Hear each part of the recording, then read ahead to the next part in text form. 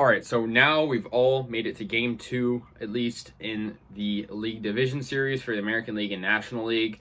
And it's interesting because 3 of the 4 series are tied now, 1-1. The only series that has a team leading 2-0 is the Houston-Chicago series, in which Houston is leading the White Sox 2-0 in that series. So, the White Sox are facing elimination next game, while the other teams, one of them will have to win at least 2 more to advance to the LCS.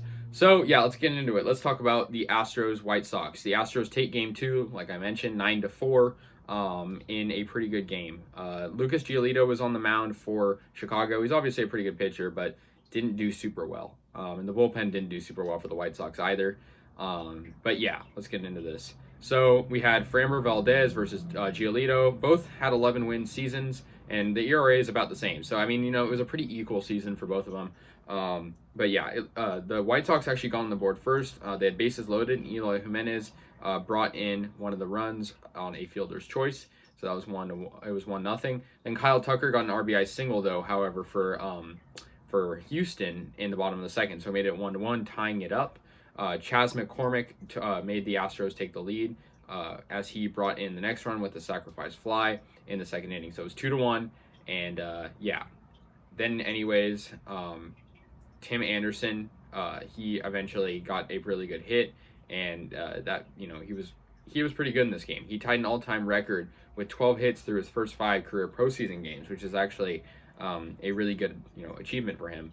Luis Robert got an RBI single in the top of the 5th, so that tied up the game at 2.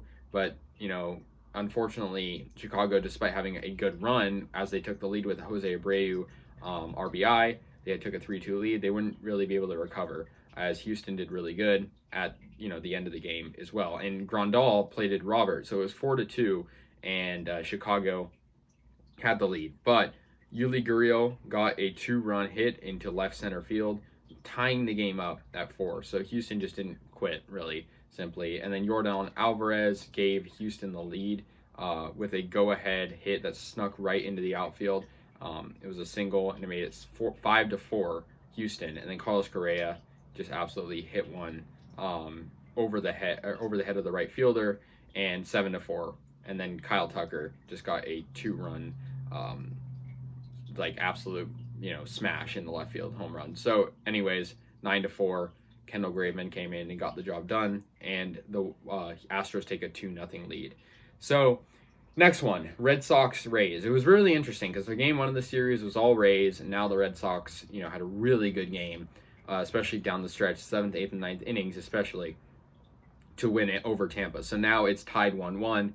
And 14-6 final. That's almost a football score. If it was 14-7. But we had Chris Sale, who's having a really good year. Obviously didn't pitch much because he was injured, versus Shane Baz, who is 2-0, and he's pretty good as well.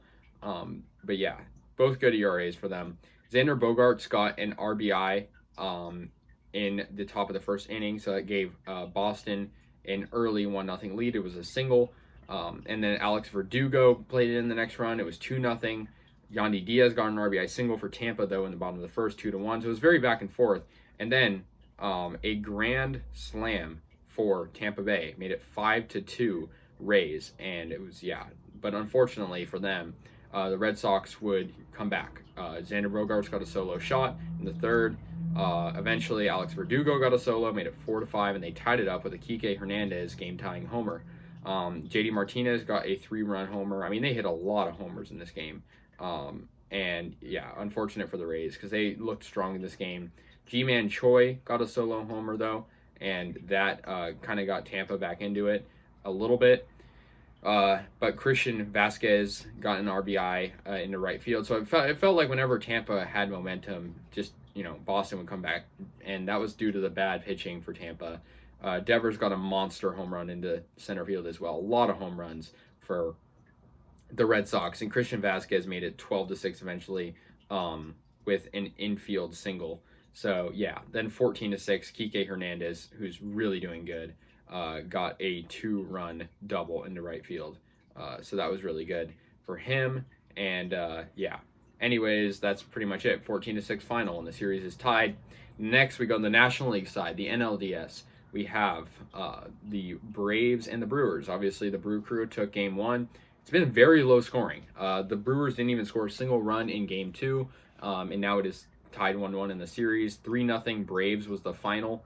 So yeah, let's get into this. Not much. It was Brandon Woodruff versus Max Fried, and pretty good pitching matchup. 14 wins this year for Fried, and Woodruff had an all right year, pretty good ERA as well.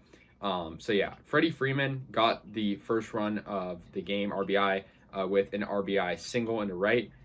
That made it 1-0 Braves. Ozzie Albies got an RBI double. 2-0 Braves in the third. And then the next run wouldn't come to the 6th. Austin Riley got a solo homer into right center. So 3-0 Braves. Nothing on offense for the Brewers. Kind of surprising, to be honest. But that was pretty much it.